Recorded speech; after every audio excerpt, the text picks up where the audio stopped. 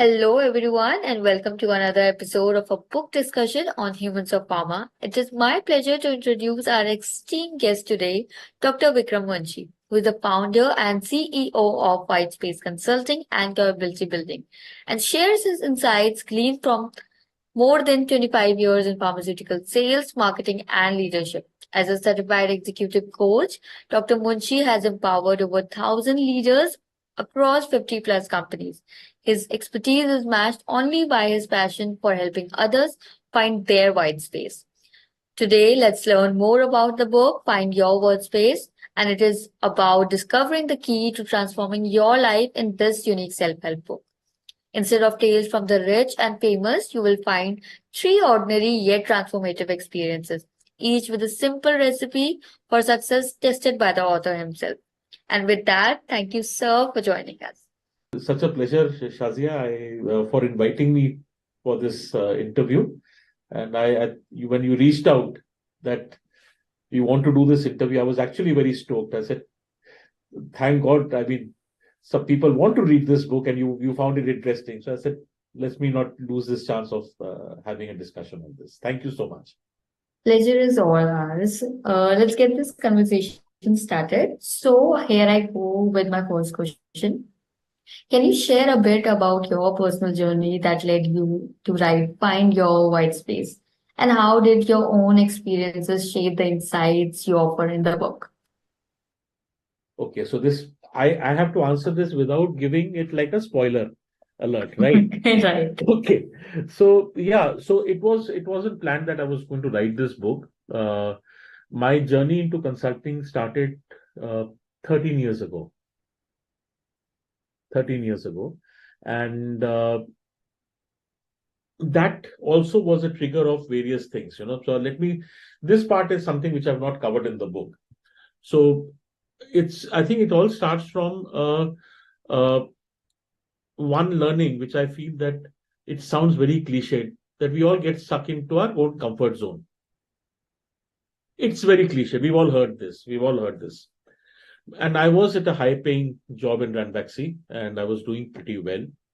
And I had good colleagues, good bosses. And when I felt that something was missing, right? So when I left, it was still not planned that I would continue doing what I'm doing. I just left to take a sabbatical, get enrolled into PhD, and rejoin the industry again. But what happened in those 13 years, I didn't rejoin the industry formally for the last 13 years. So a lot has happened in those 13 years, which has moved me towards finding my own white space. But that was the first, that was one trigger point. And whatever stories which have reflected within, which have been mentioned in that book, are all coming from a common trigger of moving out of your comfort zone.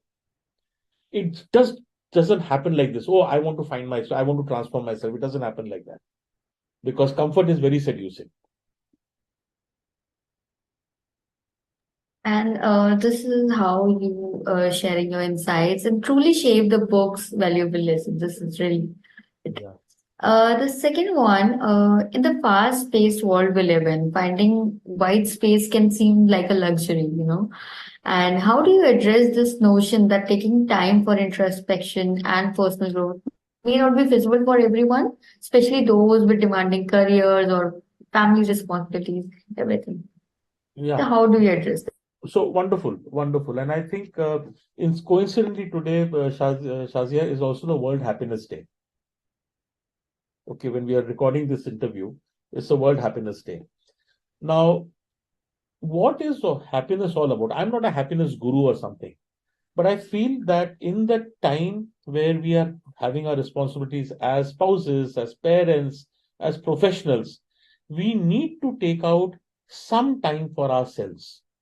That time can be maybe for somebody meditation works, maybe for somebody running a run works, maybe for somebody a walk works, or just spending time. It doesn't matter how much time you spend with yourself, whether it's 5 minutes, 10 minutes, 15 minutes, 20 minutes, or what time do you spend. But you can always find time. One of the motivational speakers I used to listen to, I don't take the name over here, used to always say that if you buy a car, Whether you like it or not, you always have to find time to fill fuel in it. You can never be too busy to find time, right? You have to find time. So finding time for yourself is like the fuel for your own journey. You'll have to find time. So there are ways. My hack is that when I go for my walk, I don't look at my mobile. The 45 minutes I walk, that is my time of talking to myself or spending time with myself without social media. Much needed, actually. Yeah, absolutely. Absolutely. So there are the importance of that is there. You can't keep others happy if you are not happy yourself. Simple. So that's it. Your perspective is indeed enlightening, and it's clear that we need to prioritize introspection and personal growth. That is very important.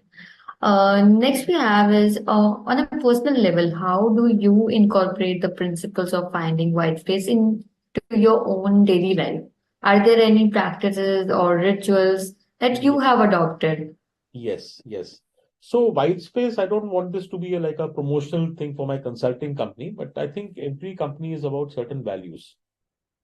So when you talk about Whitespace, lot of the time I'm asked that what does Whitespace mean, right?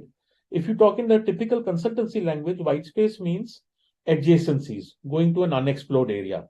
You know, people talk about white space opportunities, white space things. To me, those opportunities that only come if you declutter yourself, if your business plan is decluttered. So white space is about decluttering. Can I declutter my calendar? Can I declutter my mind? Can I declutter everything? So only when you declutter will you get to see what we clarity comes from decluttering, right? So in my routine, what one of the routines which I just shared with you is the routine of spending 45 minutes to 1 hour without social media. It's very important. Now, sometimes it happens in the morning. In Delhi winters, it happens in the evening. In the summers, it happens in the morning when I go for my walk. Uh, Another time for decluttering is taking out time for reading. Reading, not people say in this era we can watch YouTube videos. Even this video is watchable, right? But I believe that watching something is very passive. Reading is what stretches your mind. It's a it may seem very passive. You're just sitting with a book, but your mind is engaging, forming perceptions, and that is very important. So, two hacks which I do. One is my 45 minutes time without any social media, plus at least 3 to 4 pages reading a day, however tired I may be. That works for me. I'm saying somebody would. I know people who paint very well. I work with marketing team, right. So I say, why don't you take time out for painting? Don't make it just a hobby. Or one can compose very well. Yeah, don't sit on Chat GPT to compose something, but do compose something. Do write 10 lines which you feel, which is all that is part of the creative process, which actually declutters your mind. This whole of the thing that you have mentioned here is truly inspiring, and it's required for maintaining balance in daily life as well.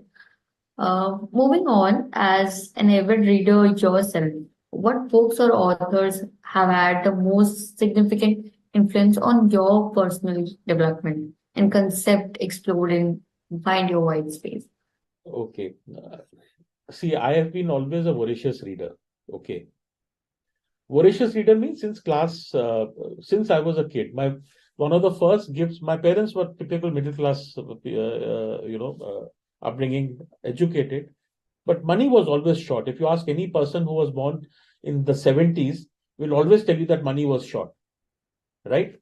So my parents gifted me in those days a 16-volume Junior Encyclopedia Britannica, a set of 16 volumes. And I know that my parents actually spent 25% of possibly the monthly income in buying that.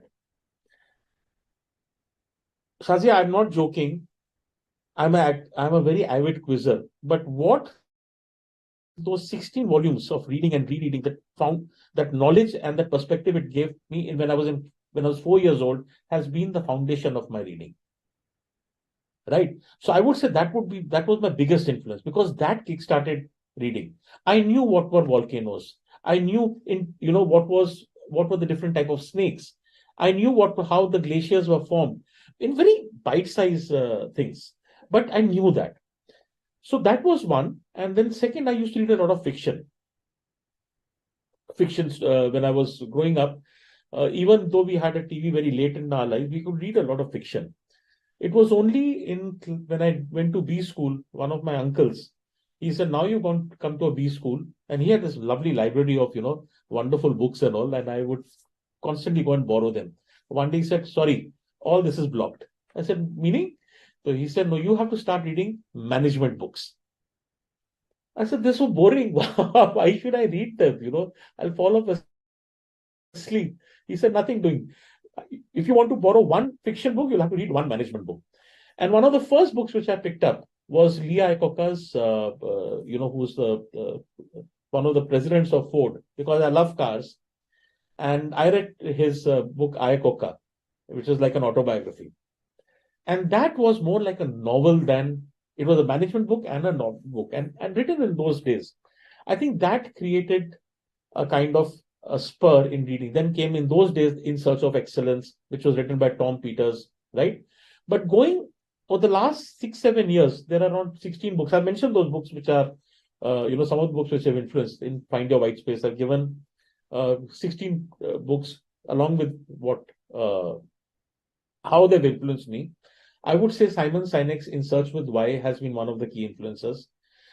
James Clear, Atomic Habits has been one of the key influencers, right? I keep on going back to Simon Sinek and James Clear. I would say that possibly even this one, what you call the Psychology of Money, has been a very, very important influencer. I would definitely say the autobiography of Steve Jobs has been an influencer because, he was a genius. He may not have been a very good manager or leader, but he was a genius. So these books have actually influenced at various stages. I'm more into autobiographies also of entrepreneurs because that interests me. And I would be, in terms of marketing, if you ask me, marketing, everybody has been influenced by Kotler. But I've been a lot influenced by the CEO Factory, which was written by Sudhir Sitapati. I read it recently because it crystallizes what marketing is without too much of jargon. Great. And such that this whole impact on your personal development is reflected on the concepts of find your white space. Truly. Onward to the next, you mentioned that experiences shared in your books are ordinary but transformational. What do you believe makes these seamlessly ordinary experiences so impactful? And how can readers apply the lessons learned to their own lives? That's a slightly difficult question because I don't have a full answer to this. But what is ordinary? See, we are being bombarded by experiences or stimulus to transform. वो होता ही है. That is there, right? Most of the time we ignore it, right? It's like something like when you're seeing an ad for a car or an air conditioner, it will only register when you are feeling hot or when there's a need for. Otherwise, it's going like this, right? Now, I think the ordinary experiences come from a trigger which is within that I need to change this aspect, some kind of dissatisfaction that this could be better. So when I'm listening to that, this could be better, when I'm listening to the sign of dissatisfaction, that is the first trigger for me to see that is there a potential for a transformative experience. And that brings us back to Shazia, what we spoke earlier. But this doesn't come like a shouting. This doesn't come at a volume which I'm speaking with you. This comes as a whisper. And that whisper gets drowned if I'm constantly connected on social media. And that is the very purpose we need to spend time with ourselves because we can listen to that whisper of dissatisfaction. It starts over there. And typically, kya hota hai, when you can make out that I love eating, right? I enjoy eating. People eat out of happiness. People eat when they're sad. People eat when they are happy, right? So when I'm even with dissatisfaction, people have different ways of coping with it. I'm feeling bad and dissatisfied. Let me drown out by doing more of social media, binge watching, or partying. Yeah, but that is like putting a band-aid over the dissatisfaction. It's not to help. You need to listen to that dissatisfaction. And for that, give that dissatisfaction, give your voice that chance to be heard in silence. I think उधर से शुरू होता है आपका transformative. The first thing, awareness that there is a dissatisfaction. That is the trigger. And this whole idea is that ordinary experiences can be transformational is profound, and your ability to convey this in your book is commendable. Seriously. Turning our focus to the next question, your book's subtitle mentions a proven recipe for transformation. How do you reconcile the idea of a structured recipe with the unique and individual nature of personal growth journeys? So, see, being a consultant, right, and having worked with in companies and for understanding and working with very talented marketing teams, business teams, my mind is trained, one gets trained to look at patterns, right? There is no, there is a recipe is like a framework, right? It's like a framework. Like when you're playing a game of football, there are certain rules or frameworks on within which you play. But then every player brings his or her individual play to that within that framework. What I'm talking about recipe is not a day-to-day, you must do only this, you can only do that, which actually is something which I'm very pathologically averse to. Typically, I know I'm speaking on this platform. So one of the biggest things I have in capability building is module-wise capability building. It doesn't work. There is a framework. And then it is a thing of individuality. So the recipe, what I mentioned in that book, is a framework. So when I looked at those 3 transformational moments, again, it didn't happen. I'll write a book and this is what I will write. It has been of a reflection on that. Which are the 3 transformative experiences? What were the patterns? Why did those transformation happen? I was not consciously applying a recipe then and there. कि अच्छा मेरे को अभी ये करना है तो ये recipe apply करो. No. I unconsciously worked on that. And when I when I looked back in retrospect and saw what was the pattern of recipe, I could see something emerging there. That is what I put in the book. It was not कि मेरे हाथ में formula था and I will use this formula now to address that. So I think typically what happens is, for any person, for you, Shazia, for me or something, what this book will give, and I'm not selling this book. In fact, off the record, if I tell you how much of royalty which I'm getting from the book, you will also laugh. Nobody writes a book, unless we are the big authors, nobody writes a book to make money. Right? But what I'm trying to say over here is, I want people to take learnings from this. I've written this book not for those people who actually want to transform their lives and see from my learnings, if an ordinary person like me can do it in 2 or 3 areas of the life, maybe a more talented person can exponentially improve his or her life. And that is why it is very common. Otherwise, yes, typically, we are asked, even in consulting, we are asked, share with us some successful case study. How does it matter? How does it matter that person, if I'm going to lose weight, that person is sitting, going on the treadmill? It doesn't matter. It will not help me lose the weight till I get into the treadmill. Right? And what I will find, what the way I approach the treadmill is going to be totally different from what the other person is doing.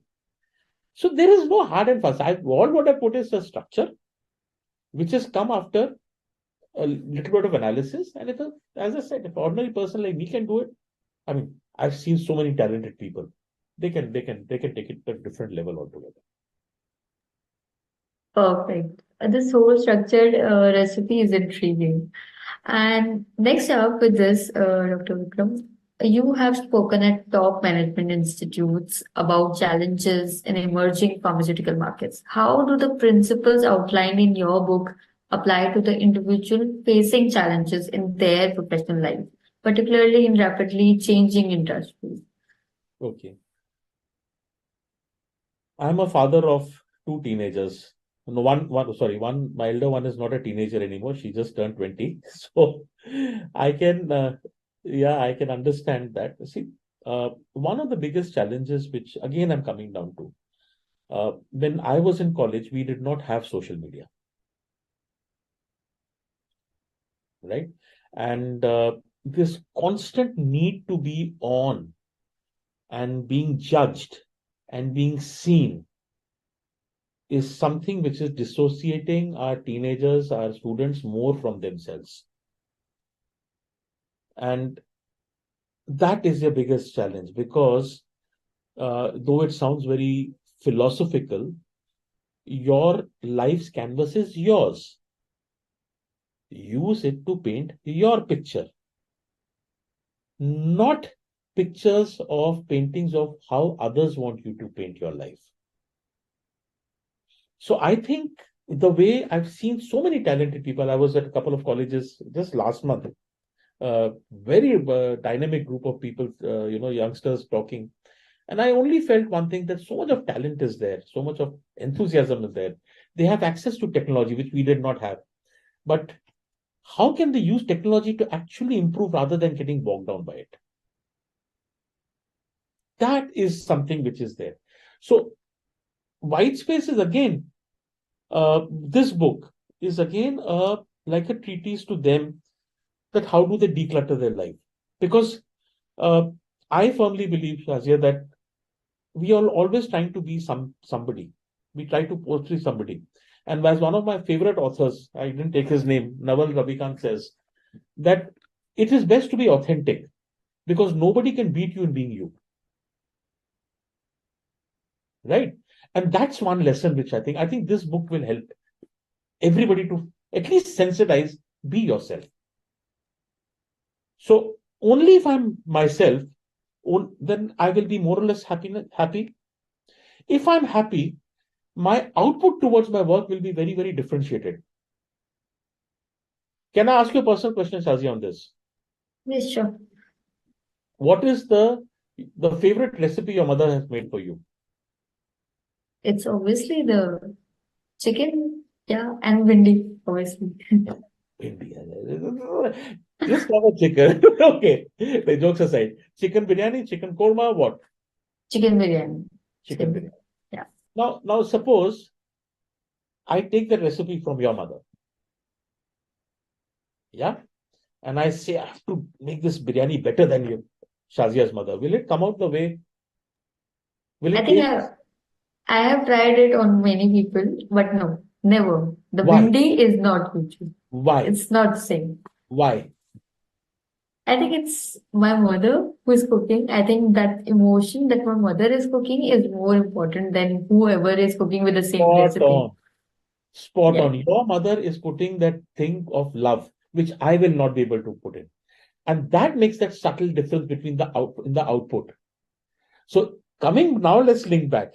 Here I am a person, I'm a student, bogged down by social media, trying to compete. I'm not saying competition is not important, but I'm losing myself. If I'm not happy, how is my work going to be that subtly different than somebody else's work? And that is one of the So challenges which I'm seeing, unfortunately, in today's marketing.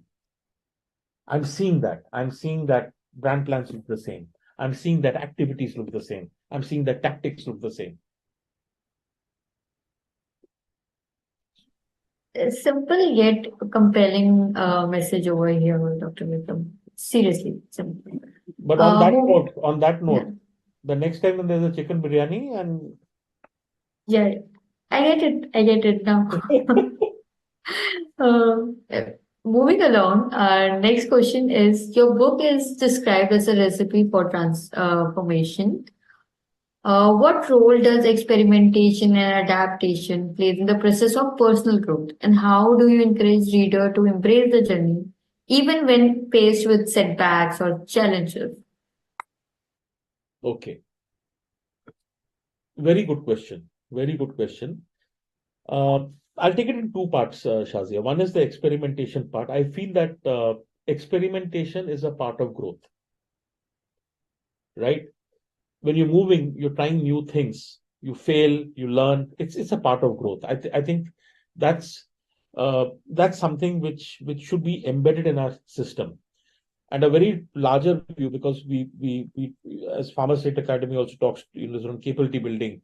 One, we talk about experimentation. Even today, how many of the brand managers, marketing managers says they are not willing to move from their therapy area? I am a gynec person. I am a respiratory person. You're becoming in more and more. So experimentation, even with something as basic as therapy areas, will work, right? So it's a very important part. Number two is about setbacks. Typically, if you're on a very philosophical note again, and this is one of the books which has influenced me, a setback is actually the way. If you read a book called The Obstacle is the Way, a setback actually is the way forward. It is there to carve the way. It is not about detouring. I mean, one should embrace setbacks because it is teaching you evolution. It is teaching you that if this has not worked, there are 10 other ways it can work. Can we put our mind to it? And in finding those 10 other ways, you move forward. The problem, what happens is that we in our society, setbacks and failures, unfortunately, are synonymous, right? And we talk about, oh, this has not happened. This is what I planned for my higher grade college. This is where I planned my activity for my brand or something, whatever. And I face a setback. My brand has come under price control. My competition has launched a lower price brand, or I didn't get into the college of my choice. Now, come on. The Almighty has blessed you, each one of us, with a mind. Is that the only plan we can operate on? Can't we find plan B? Can't we find plan C? Can't we find plan D? And somewhere I had learned, was hearing somebody speak, and one of the biggest problems we have in our society, especially with youngsters, we always plan for plan A. Life doesn't come for only plan A. Sometimes you have to have a plan B. And maybe what we consider as plan B actually becomes plan A. And becomes a better version of it. Becomes a better version of yourself. You said it. Absolutely. Absolutely. And that is something which I have seen, Shazia, now when I reflect back at the age of 50 plus, when I reflect back, all those setbacks which happened, some of the 3 setbacks which I mentioned in my book, now when I look back, they were wonderful opportunities. Wonderful opportunities. And this is really a reminder that experimentation and as well as setbacks are part of the process. Yes. Part And of our life. welcome them. I know it doesn't. Yeah. अच्छा नहीं लगता, oh, setback आया, oh, I'm feeling great and setback has come. I'm not talking going to that level. But don't say, oh my God, setback आ गया है. Because it is an opportunity. आपदा को अवसर में बदलना. Yes, yes. Right. This comes on to our last. Finally, can you share any success stories or feedback from readers who have applied the concept from your book in their own lives?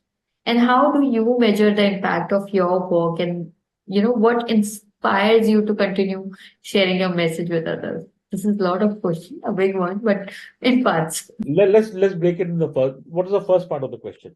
Can you share any success stories or feedback from readers who they have applied in their own lives? Okay. So I think if you go to the LinkedIn, there have been certain readers who have shared there. I can't take names over here, but one reader, if I say he or she, you'll be able to guess. But one reader gave a unbiased review, and said that what it triggered me was to find a coach for myself, which I was postponing in some aspect of that person's life, and which the person has shared with me in a very personal way. But I'm not saying whether the challenge was solved, But I'm saying the first step was taken to invest in a coach. The second, there are two other feedbacks which I can share. We all have our school WhatsApp groups, right? College WhatsApp groups. So when a book is released, the first thing you go is in the WhatsApp group and say, look, I've written a book. Please read, please buy. So two friends of mine, they messaged me separately. They said, Vikram, and they're very highly placed, in different sectors. And they said, Vikram, this book has opened my eyes. There were certain decisions I was postponing, but I think I need to take those decisions. They've not shared with me what decisions, but the very fact that it has triggered their thinking and they've taken the first step, that to me is a success story. So that's the first part of the question. Acknowledgement is everything. Yeah. So if you've taken the first step, glad. Okay. Next question was what? Next part? Next part is, how do you measure the impact of your work? In the book? Fully, yeah. The book as well as your personal professional life. Yeah. See, we all have our different callings, right? Okay. I'm a hardcore Cancerian. I would say, you too. When? 20 July it says. 20th July. Yeah. I'm elder to you by 5 days, at least on the calendar. Okay, 25 July. Oh, So I'm elder to you. 15. July. I'm so sorry. The math's go wrong. So you will be able to understand that as Cancerians, we like money. Money gives us security. Agreed? But it is not our motivator. We understand the value of money. It gives us comfort. It's not a motivator. What actually helps me is, what I enjoy is, to me, success is all about what I feel successful, that if I've guided even one person and he or she has taken that and improved the life, that to me is my calling. I'm not saying money is not important. I'm billing my clients, and we do billing. I'll share with you a small story which I shared on LinkedIn just a few days back. We had World No Smoking Day, right? Very recently, just a couple of days ago. So I've shared a story where one of our staff members, housekeeping staff in our office, he used to smoke a bidi. And it was just a casual conversation, which I said that, hey, how many bidis do you smoke? He said 5 to 6. I said, that's like smoking no bidi, though you can actually stop. And I forgot about the conversation. But this man actually stopped. And I was just drawing the thing that we take expensive workshops where intelligent brand managers come. I know that only 5% of them will actually implement what we are talking. And here there is a person who's working as a housekeeping staff. He's taken a 1-minute interaction, implemented it. Which to me, this is an equal and more success. This means a lot more to me than. But where do I get the money? I get the money there. So when I take a workshop, I'm not doing a workshop for 25 people. I'm doing a workshop for those 5 people who will take that learning. Implementation better than acknowledgement. Right. True. Implementation better and हम लोग का होता है ना कि you can conduct so many, PharmaState conduct so many workshops and academy. You have 5,000 people joining on the webinar. How many of them are implementing? That's the thing. So here we have one housekeeping staff. I got so happy the day he told me, sir, I've actually quit. I posted his thing. And it's just the reason I posted is all our good friends and professional network. And look, you are not from Whitespace. You are exposed to so much of inputs and facilities from PharmaState, from other consultants to improve yourself. It just requires the will to implement something, and then only you can transform. And whole of it, this solves the third part as well. That what inspires you to continue sharing your message with others. This is what, and isme just one thing. I know it will not be evident from this interview. For all your audience, learn to listen. Learn to listen. People talk about your audience goes for customer visits, into doctors, busy with my smartphones. Observation, listening is gone. We are always in a selling mode. Transformation can happen, insights can come if you learn to listen. Listen to yourself first, listen to that small voice which keeps on telling you, for which we started the interview with. Spend time, get that ability to listen. Not listen for responding, listen. I think that's the trigger. I think this whole thing is truly inspiring for me, and I'm talking about everyone from the team side as well, PharmaState team. Your work is making such a positive impact on many lives, and you have such stories you have mentioned it yourself. Though it already has 5 stars, the book, wishing you and the book more success, Dr. Vikram. And now, with the ending note, I say this every time, but yes, for everyone who is watching, I hope you enjoyed this episode, learned a valuable lesson over here, acknowledged and implemented over that. Reach out if you have any suggestion for future episodes by connecting with us on LinkedIn and other social media channels of PharmaState Academy and Humans